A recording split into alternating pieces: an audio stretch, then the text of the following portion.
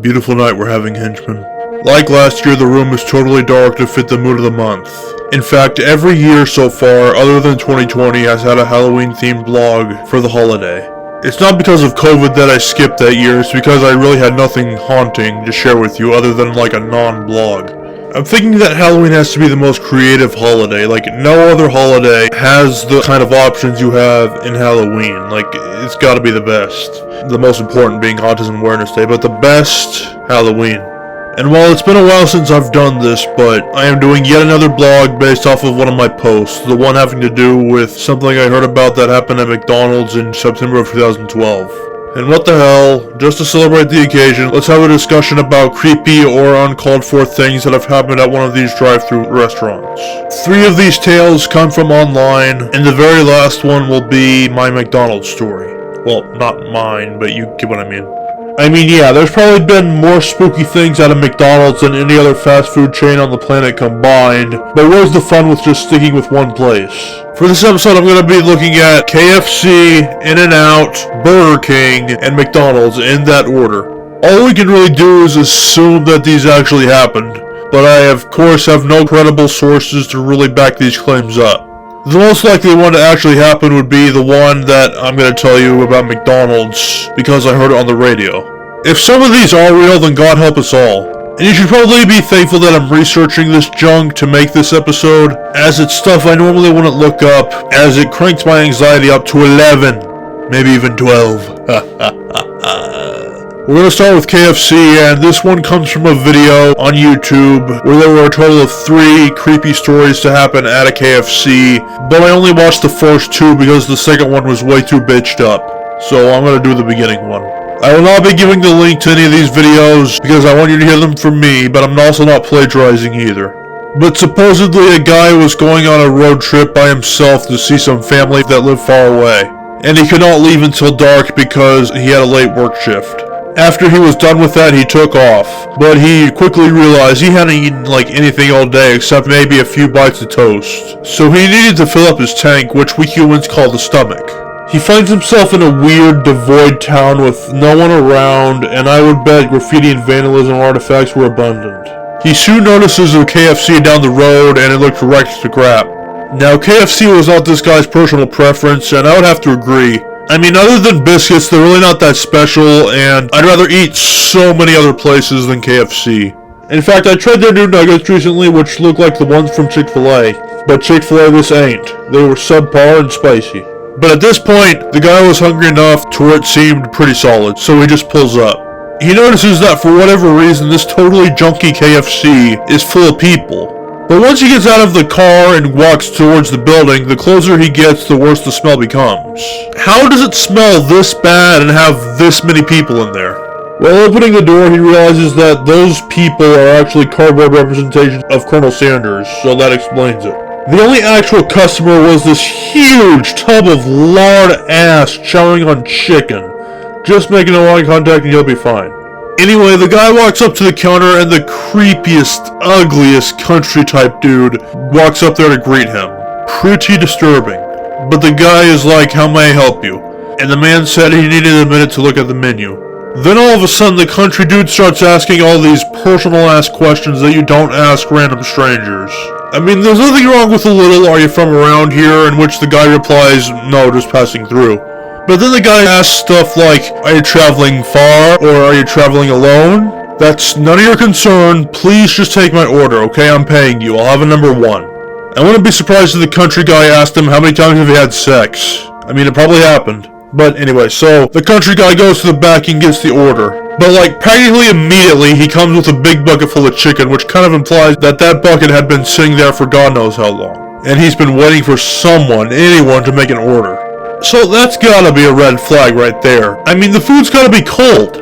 But at this point, the guy had already paid, and we don't even know where the next restaurant would be, and he is starving at this point. So it'll just have to do. So he sits down and takes a bite of a drumstick until he notices another drumstick beneath it that looked pretty oddly shaped. In fact, let me just, yeah, there was a fried rat in there. And don't tell me it was just some weird coincidence and the drumstick just happened to be shaped like that. There's no way in hell. So the guy freaks out, he takes a picture of it, and storms up to the counter and starts shouting and cussing at the dude. Now look, I don't want to say if I were you, cause clearly I'm not you, and if I were, I would do anything that you would do, cause I would be you. But if I were in this situation, I would probably just snap a picture of the rat, go to my car, and call the health inspector. There's really no need to start unnecessary conflict, because clearly the dude is too stupid and dip crappy to know or care what he did wrong. But regardless, I can understand being pretty upset, and yeah, I think I'd rather just continue to be pretty damn hungry and just go to the next restaurant, even if that means it's an hour away. So the guy heads for the door, but that fat tub of junk grabs the dude and tells him nobody talks to my brother like that. Yes, apparently the country dude and the fat dude are related, and the country twerp decides to shove the rat in the guy's mouth and make him eat it. At that point, that's when things start getting illegal. Well, technically they were already illegal before, but now that's just assault. After the guy had swallowed the rat, they drop him to the floor, he runs, gets in his car, and drives far the hell away. He did not bring up the reasoning of why he was late to see his family, nor did he call 911. I really don't know why that would be, but I have the feeling this whole episode could just be this one story, yet we have 3 more to go. And I'm getting kinda tired. I don't have the power to tell while recording how long the finished blog will be, but you guys clicking on the video will know if it's jumbo-sized or not. Let's waste no more time and move on to our next tale, taking place at In-N-Out. Now, In-N-Out locations in the States usually come from California or surrounding areas, and then there's a select few that are in Texas. I was fortunate enough to be able to eat at one in Texas, but for you guys that don't live in the West or close to Texas, it's probably pretty hard for you fellers to get a hold of their food. The Big Inn is definitely more about quality over quantity, which is how it always should be. And they have like 1/3 the menu that McDonald's has, except the only difference is that it's way more fresh on the body. Oh boy, so much better than Mickey D's. Well, there was a guy from the east side of the country coming to California to scope out some big inns. And there was one so close to his hotel that it was within walking distance, so he did just that. Now, this particular big inn was just a regular one, not like junky and crappy like the KFC was. And it really didn't have anything to do with foolish employees, but rather a foolish customer. This guy had ordered his food and sat down to eat it, but then he noticed this man just staring at him. Feeling slightly uncomfortable, he decides to grab his meal and just eat it at his hotel, but after he walks past the man, he gets up. This guy is walking down the road with this man following him, and every time he turns, the man turns with him. I know you don't know what he's planning on doing, but a simple "do you need something" could be all that's needed to get him off your back, while you're walking away at the same time. But no, the guy just keeps following him and even enters the hotel that he stayed at. This man must have also renovated a room, because I'm pretty sure they don't let just random people walk around the hotel unless they've booked a night. But this guy's practically running out trying to get this doofus off his butt. But thankfully he was able to outmaneuver him by going up a few floors and then taking the elevator back down. The guy does not know where he went now, and he quickly dashes to his room, locks the door, and just looks at the people for a minute. The other dude just walks past his room without knowing that he was in there, so mission accomplished. After that, the guy sits down to eat his big inn. So yeah, this story didn't have much to do with the restaurant itself, but it did begin there, and good God, it did not have a rough ending like the last story did. Number 3 time, and it takes place at Burger King. This one has to do with an employee story and not actual customers. And either the story is over-exaggerated or it didn't actually happen. But let's take the benefit of the doubt and word it in a way that could be possible. So there was a guy working the night shift at Burger King. And yes, all 3 of the stories that I have said so far take place during the nighttime. He was trying to make enough money to leave his parents' house because he didn't finish college.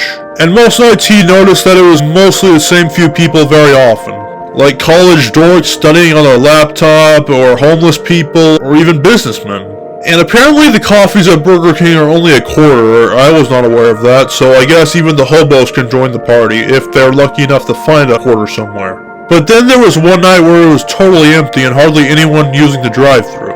The man didn't really have any service, so he decided to mop the floors while he was waiting for a customer. So he gets the mop and goes to the front, but notices a man in the corner dressed like the king himself. This guy realizes he's gonna have to acknowledge him eventually, so he just goes ahead and asks, "May I help you, sir?" The man says he would like a Whopper, which the other guy says he can have one if he goes up to the counter and pays for it. So they headed for the counter, but the dude in the king costume was like, "Excuse me, peasant, you let the king walk before you." This is not his commentary, but rather mine, but uncalled for. It's one thing to dress like a dumbass, but to act like one too.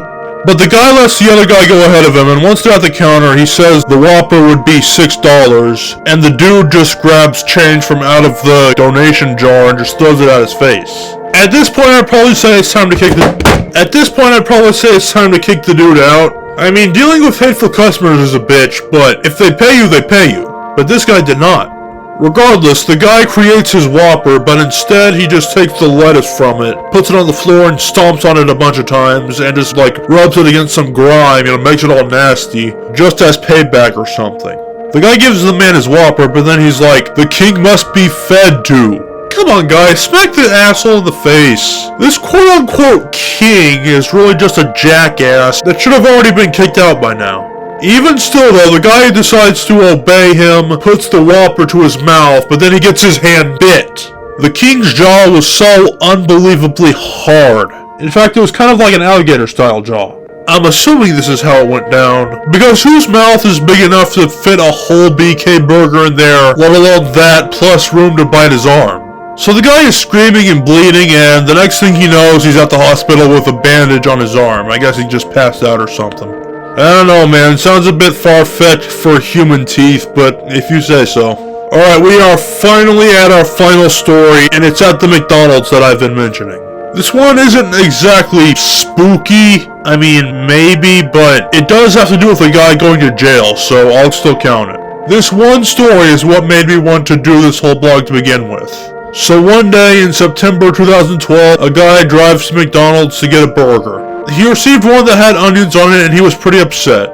He shouts at the drive-thru lady, despite the fact that onions at McDonald's are kind of just like rice and you can just swipe them off no sweat. But then the guy leaves and takes the burger with him and eats it at his house. He then returns to the same McDonald's and demands a refund. That's not how that works, buddy. The woman states to him, "You already ate the burger, so no." But now the guy is furious and demands to speak with the manager, as if that would make a difference, and when he gets in there, he goes berserk. Like he throws the cup of Coke into the manager's face and just wrecks the whole place up. And unlike the doofuses from the other three stories, they actually called the cops, and the guy got arrested. Seriously, a simple 3-digit tap on your phone could have prevented any of these from happening, guys. But every few months or so, I would ask my dad if the guy was still in jail, because, he was the one driving while we were listening to the story. Like, during that Christmas, I was like, "Is the guy still in jail?" And he's like, "Probably so." And then I asked him again the following June, but then he's like, "He's probably out by now." Extremely unneeded, but not the worst crime you could commit. So that concludes this quadruple story night, and for that matter, the whole season. You guys spooked enough yet? Good. Now it's bedtime.